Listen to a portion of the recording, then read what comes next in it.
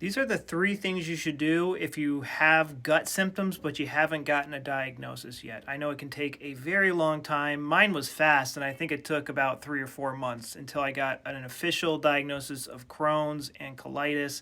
And once you get that diagnosis, you think they're going to tell you something useful, but nope, they're not going to tell you anything useful. I did everything they told me to do for about a year or two, and then I fired them because they weren't doing anything good. And I did these three things and I got better very quickly. So, the first thing you need to do is make a timeline of when was the first time you got symptoms? Like, when was the first time you had a gut flare?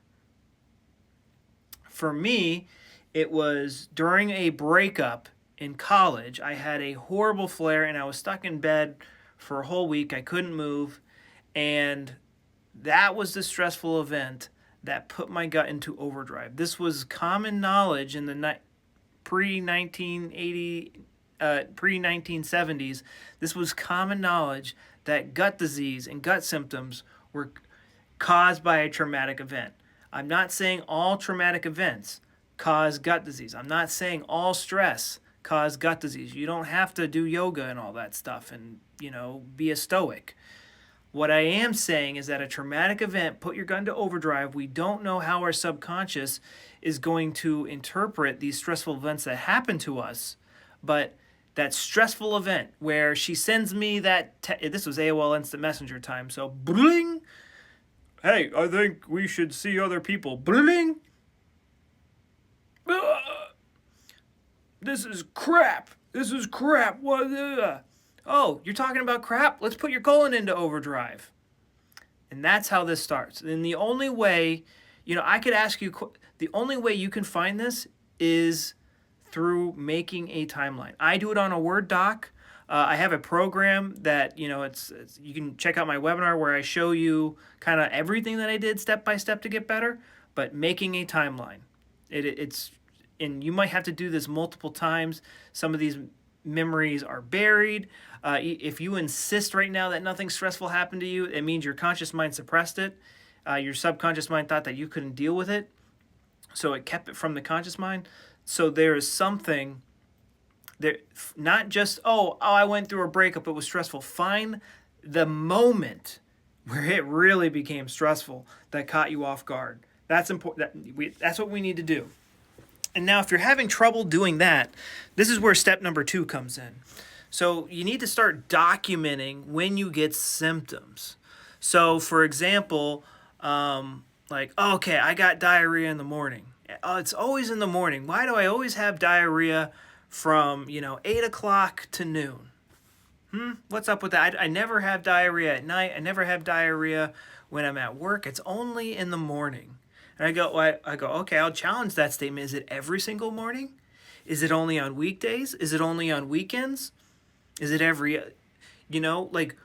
when, and not even what day, but the second you get the urge to go to the bathroom, what was going on?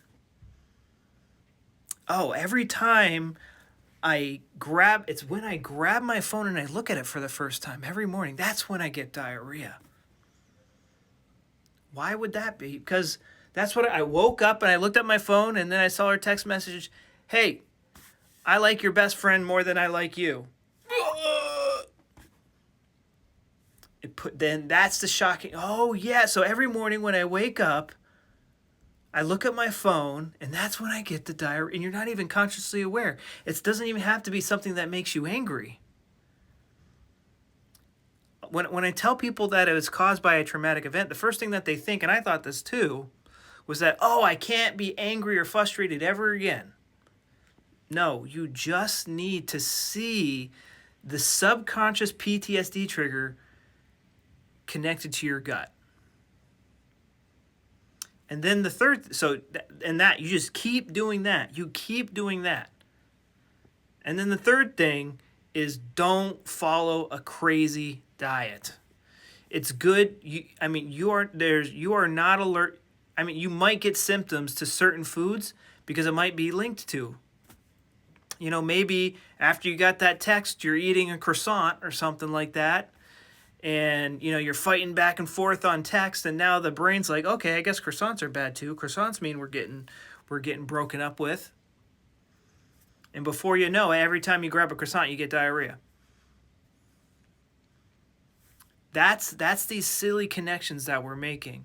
When you go down in the holistic community, they're going to tell you to be afraid of protein, gluten, baby food. It's obnoxious. Like imagine imagine you're like Swiss and your ancestors grew up in the Swiss Alps, and you have some ding dong on the YouTube or TikTok telling you, "Oh, yo, you can't have dairy, you can't have milk." Literally makes no sense. If you react to milk, if you react to gluten, it is somehow linked to a past traumatic event. And you just have to see that connection, and a lot of the times that will break it. For me, it's when I first saw that traumatic event that put my gut into overdrive, it canceled out all the holistic nuttery I had put in my head, and literally overnight I was able to eat whatever I wanted again. But there was a few foods that I had to work through because they were actually tied. So when I went through a breakup, it was actually over a cappuccino picture that she had with her friend or her guy friend or whatever. And so I could have coffee and I was fine. I could have coffee and milk, it was fine. But if I had a cappuccino, I'd get violent diarrhea, even though coffee and milk and cappuccinos are the same exact thing. The brain's a funny thing. So I have a 13-day program and a webinar that shows you all this stuff in more detail, but those are the three